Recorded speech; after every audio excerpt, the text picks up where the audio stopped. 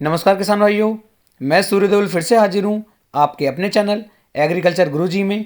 किसान भाइयों, आज हम बात करेंगे गन्ने में लगने वाले रोग पोका बोइंग के बारे में। किसान भाइयों, गर्मियों का सीजन चल रहा है, मई का महीना आ गया है।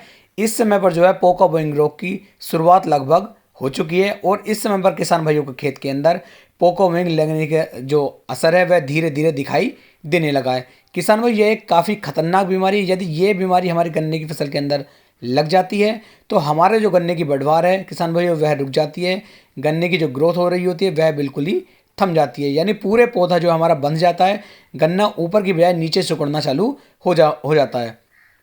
तो आपको ऐसा कौन सा कार्य करना है कि आप अपने गन्ने की फसल को पोका बोइंग रोग से बचा सकते हैं। मात्र एक तरीका मैं आपको आज बताने वाला हूं। यदि उस तरीके से आप चलते हैं तो आपके गन्ने की फसल जो होगी बिल्कुल ही पोका बोइंग रोग से बच जाएगी, आपका फसल बिल्कुल ठीक हो जाएगी। मैं आपको किसान भाई बता दूं, ये एक फफूंद जनित बीमारी है। फफूंद जनित ये एक रोग है, यानी कि ये एक फंगस है। फंगस की आपके गन्ने के अंदर जब लग जाती है तब ये रोग लगना धीरे धीरे शुरू हो जाता है। यानी कुल मिलाकर के ये एक फंगस का अटैक आपके गन्ने की फसल पर जब आता है तो गन्ने की बढ़वार बिल्कुल ही रुक जाती है। किसान भाई, यदि अभी तक आपने मेरे चैनल को सब्सक्राइब नहीं किया है तो आप मेरे चैनल को सब्सक्राइब कर लीजिए, जिससे कि आने वाली वीडियो की नोटिफिकेशन जल्द से जल्द मिल सके।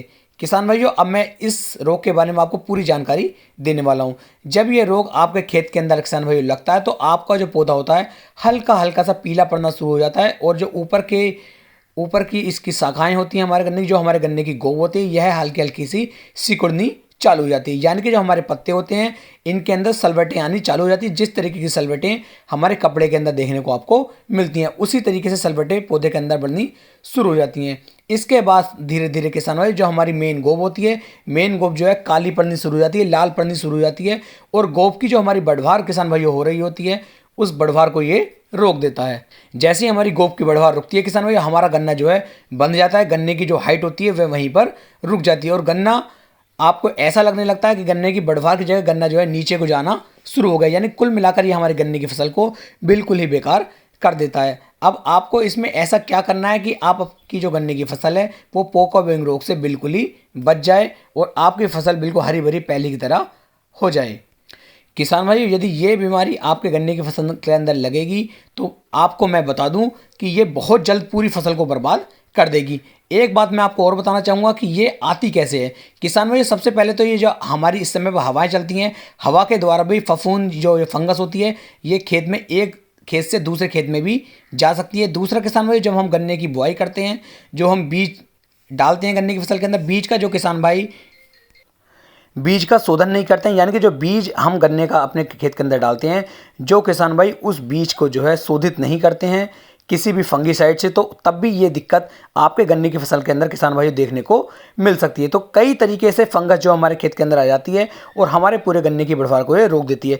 अब मैं आपको बताता हूँ कि इसके अंदर आपको ऐसे कौन से टेक्निकल का उपयोग करना है जिससे कि किसान भाई जो आपकी गन्ने की फसल है वह बिल्कुल ही ठीक हो जाए।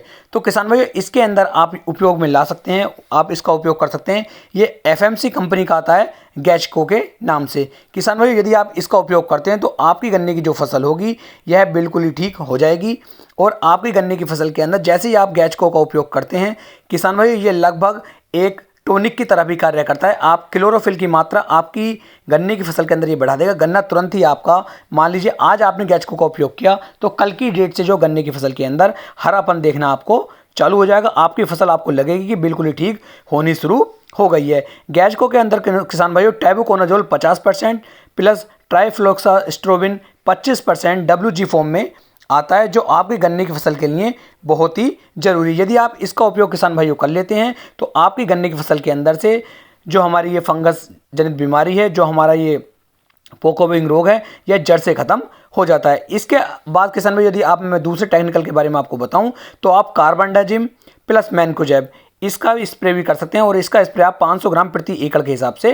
कर सकते हैं। तो इस तरीके से दो दवाइयां मैंने आपको बताई, एक गैचको और एक किसान भाइयों कार्बनडाजिम और मैनकोजिब, ये दोनों के बारे में मैं आपको बता चुका हूं। यदि मैं गैचको की मात्रा की किसान भाइयों बात करूं तो 100 ग्राम प्रति एकड़ के हिसाब से आप गैचको का उपयोग कर सकते हैं और अपने गन्ने की फसल के ऊपर इसका स्प्रे कर सकते हैं। यदि मैं इसकी कीमत की बात करूं तो ये लगभग 750 रुपये का आपको 100 ग्राम का पैकेट मिल जाता है। यानी कि 1 एकड़ खेत के अंदर लगभग 100 ग्राम का खर्चा आएगा और 750 रुपये का खर्चा आपका टोटल आ जाता है। तो इस तरीके से किसान भाइयों आप अपने गन्ने की फसल को पोका बोइंग रोग से बचा सकते हैं। 2 टेक्निकल मैंने आपको बताए हैं। चाहे तो आप कार्बनडाजिम और मैनकोजेब आधा किलोग्राम ले लीजिए और इसका स्प्रे कर दीजिए, या फिर किसान भाइयों आप एफएमसी का गैज को ले लीजिए और इसकी 100 ग्राम मात्रा लेकर के लगभग 200 से लेकर 250 लीटर पानी के अंदर मिक्स करके आप इसका स्प्रे भी गन्ने की फसल के ऊपर कर सकते हैं। दोनों से ही ये रोग बिल्कुल जड़ से खत्म हो जाएगा। उम्मीद है मैं आपको एक सही और अच्छी जानकारी दे पाया हूं। यदि वीडियो पसंद आई हो तो वीडियो को लाइक, कमेंट और शेयर जरूर करें। फिर मिलेंगे एक नई वीडियो में एक नई जानकारी के साथ। तब तक के लिए जय हिंद, जय भारत, जय किसान।